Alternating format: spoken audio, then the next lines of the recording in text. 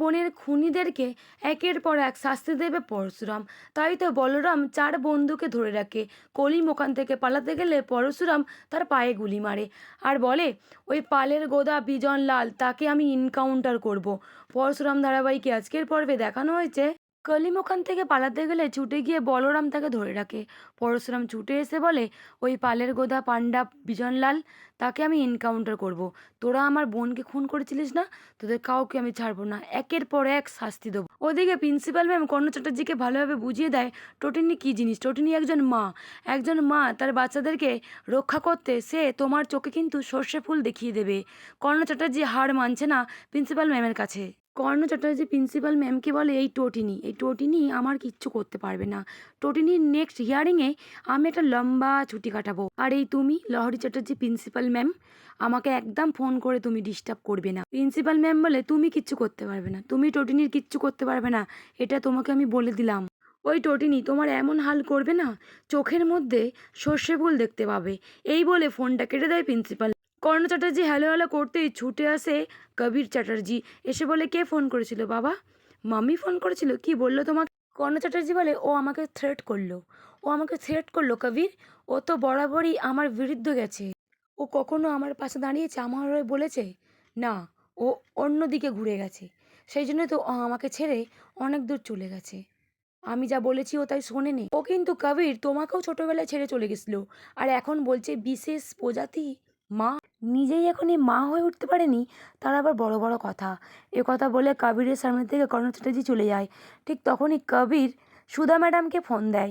সেখানে বসেছিল টোটিনি। ফোনটা রিসিভ করতে সুধাকে কবির বলে, সুধা রানী, আমি কর্ণ চ্যাটার্জির ছেলে কবির চ্যাটার্জি বলছি। সুধারানী কোথায় আছে সেটা জিজ্ঞাসা করছে কবির, কারণ কবিররা সুধারানীকে একটা জায়গায় রেখেছিল।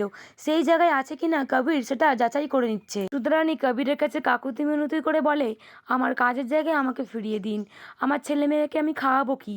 একথা বলতেই কবির বলে, আচ্ছা ঠিক আছে রাখছি। সুধা বলে, তাহলে ফোন করেছিলেন কেন? কবির বলে, আপনি ঠিক জায়গায় আছেন কি না তাই জন্য। একথা বলেই কবির ফোনটা রেখে দেয়। সুধাকে টোটিনি জিজ্ঞাসা করে, কে ফোন করেছিল? সুধা বলে, কবির। টোটিনি বলে, কবির আর একটা দিন ওয়েট করো, মাত্র আর একটা দিন হয়ে গেলেই কর্ণ চ্যাটার্জি তোমার যে কী হাল আমি করব। আপনি একবারই খেলা দিয়েছেন, কিন্তু মাত্র হয়নি। টোটিনিও ছাড়ার পাত্রী নয়, এক মাগে শীত যায় না, সুধার কাছে বলে দেয় টোটিনি। এদিকে পাটি পিটিপে লাট্টু মুখার্জি বাড়িতে এগিয়ে যাচ্ছে, কারণ শপিং মলের কাগজ যে তাদের হাতে আজকে। টোটিনির কথা মতো লাট্টু পিকো জিৎ মুখার্জির ঘরের মধ্যে ঢোকে, খোঁজাখুঁজি আরম্ভ করে, কিন্তু কাগজটা পাচ্ছে না। তখনই লাট্টু বলে, আমার হাতে যদি সত্যি করে রিয়েল গান থাকতো, ওই লকারটা আমি ঢি ঢি করে গুলি মেরে উড়িয়ে দিতাম। নিজের বাচ্চাদেরকে টোটিনি মুখার্জি বাড়িতে কাজে লাগিয়ে দেয় শপিং মলের কাগজ খোঁজার জন্য।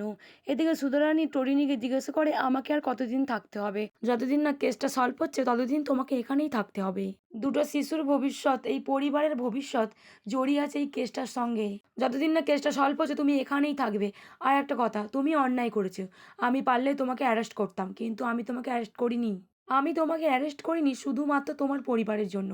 তাই চুপচাপ এখানে থাকবে, তোমাকে যেটা বলবো তুমি সেটাই করবে আর সেটাই শুনবে। আর যদি তুমি এটা না করো, তোমাকে আমি এখান থেকে চালান করে দেবো।